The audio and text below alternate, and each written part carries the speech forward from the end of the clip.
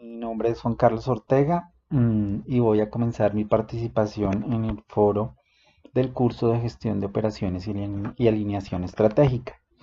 Este foro nos propone realizar el análisis de uno de los artículos que exponen en las bases de datos de la universidad sobre temas actualizados de la gestión de operaciones. Para este caso yo he escogido el artículo Medición del desempeño logístico de las cadenas de suministro internas hospitalarias, un estudio de la literatura, de los autores Karen Munz, Keith Weinberg y Lilian Pintelone.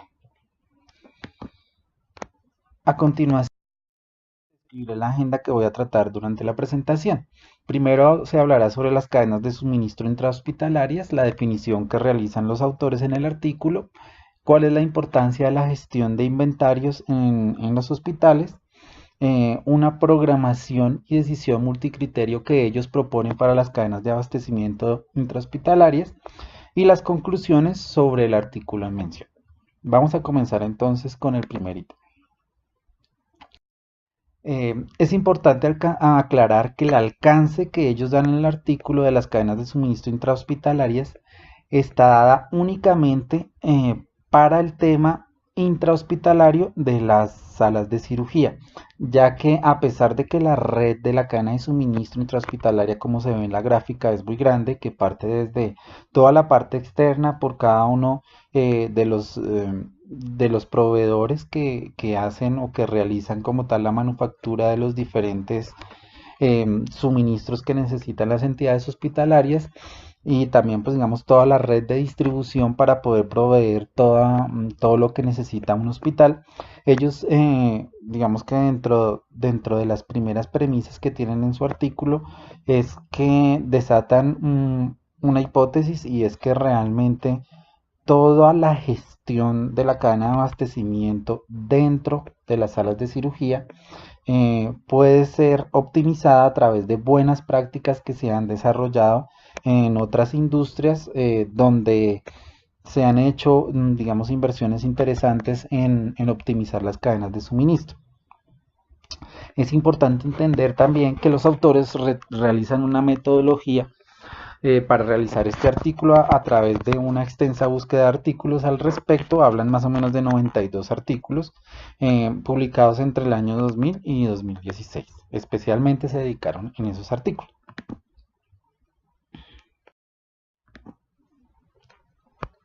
Digamos que ellos expresan que existen unos retos importantes sobre esa cadena de suministro intrahospitalario, especialmente en las salas quirúrgicas, donde hay, digamos, tres retos importantes y realmente son temas muy complejos debido a que, a diferencia, digamos, de otras industrias, la complejidad aquí está en realmente, se trata en el fondo de actividades que involucran la vida de seres humanos. Entonces, eso lo hacen realmente complejo. O sea, las decisiones que se toman en esta cadena de suministro pueden de alguna manera involucrarse con vidas humanas. Tiene una singularidad particular y es que digamos que hay una alta incertidumbre, puesto que a pesar de que existen, digamos,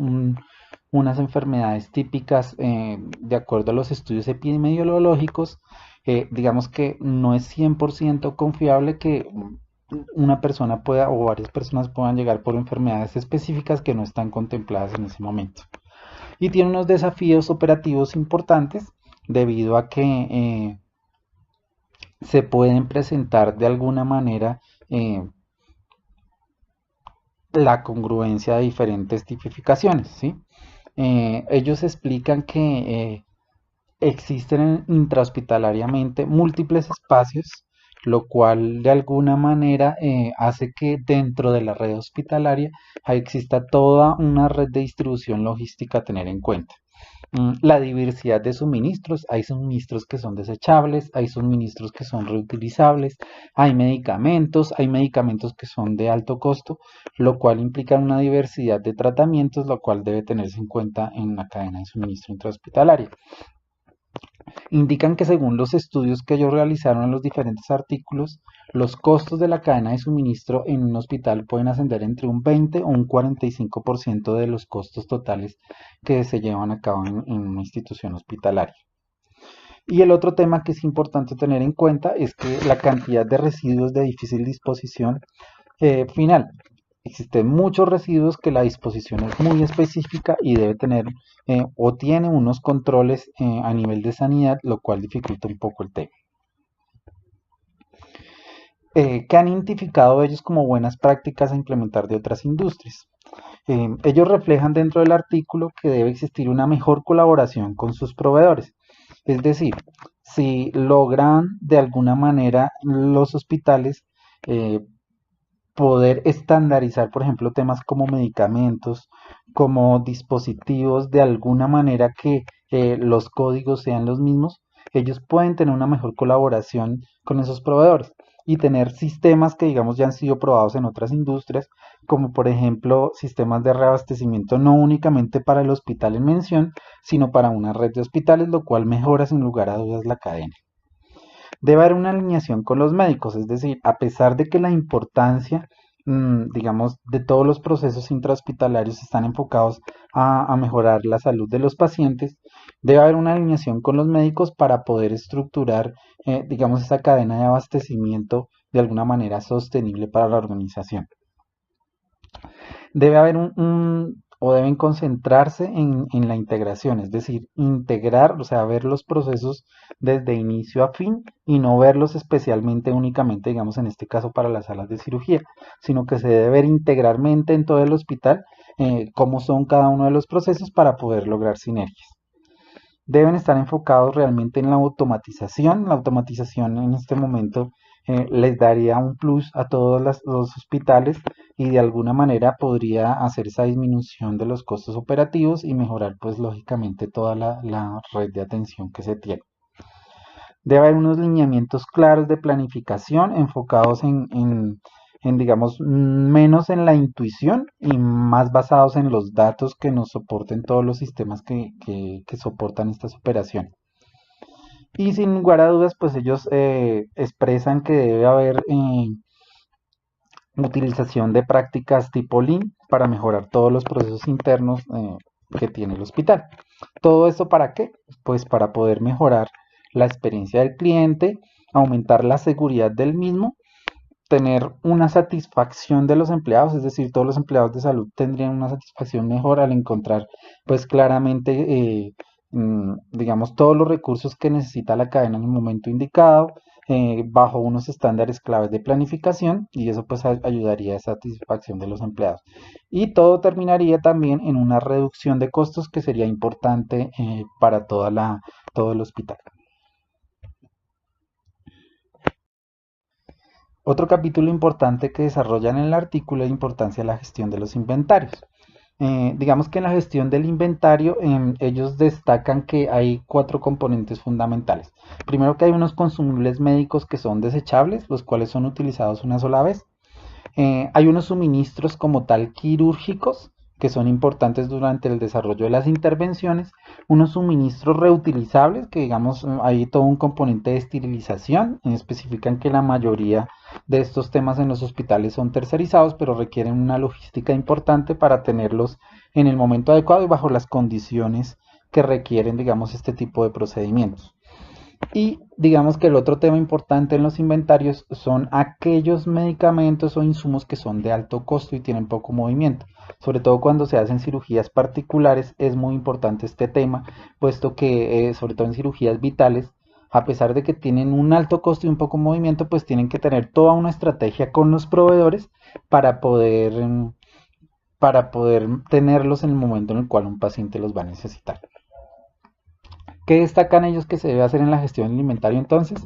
Digamos que como estándar máximo se deben almacenar un 20% en salas, es decir, de todos los inventarios que se tienen dentro de una clínica, ellos destinan que un buen indicador sería que el máximo almacenar en salas sería el 20% de los inventarios que se tengan.